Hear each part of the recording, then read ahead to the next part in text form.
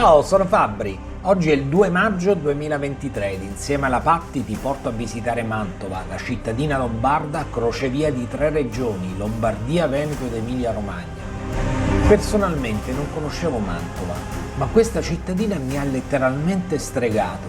Mantova deve quasi tutto alla ricchissima famiglia dei Gonzaga, che nel corso del Rinascimento ha ingaggiato i più grandi artisti del periodo.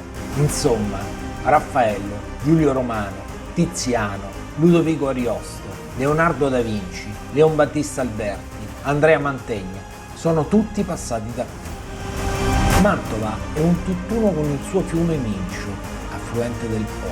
Se hai tempo, prendi il battello e fatti un giro dei laghi mantovani. Goditi la cucina, i dolci tipici e un buon bicchiere di lambrusco mantovano.